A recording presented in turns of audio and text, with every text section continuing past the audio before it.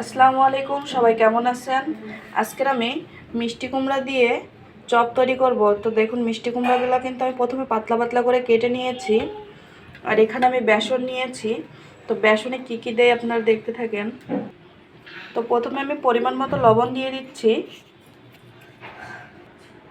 পরিমাণ মতো হলুদ গুঁড়ো দিয়ে দিলাম,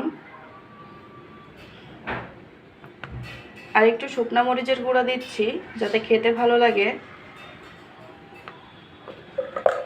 ব্যাস সবগুলো আমি একটু মিক্সড করে নিচ্ছি।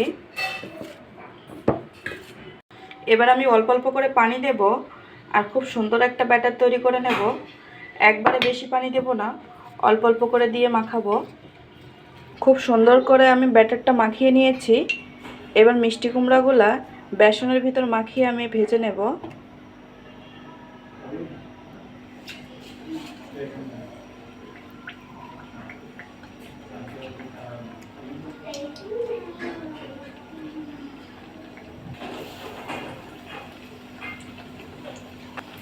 সবগুলো আমি একইভাবে ভেজে নেব। চপগুলো একদম লাল লাল করে ভেজে নিয়েছি, এবার উঠিয়ে নেব।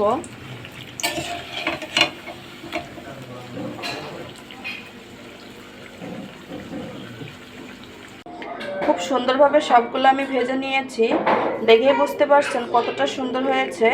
উপরটা একেবারে ক্রিস্পি হয়েছে আর ভিতরটা মিষ্টি কুমড়া দেখুন কত সুন্দর সিদ্ধ হয়ে গেছে। চাপ দিতেই কিন্তু নরম হয়ে যাচ্ছে, বাইরেরটা একদম মচমচা হয়েছে। তো আশা করি আপনাদের কাছে ভালো লেগেছে ভিডিওটি। ভালো লাগলে অবশ্যই পাশে থাকবেন। আর ধন্যবাদ কষ্ট করে শেষ পর্যন্ত ভিডিওটি দেখলেন। আসসালামু আলাইকুম।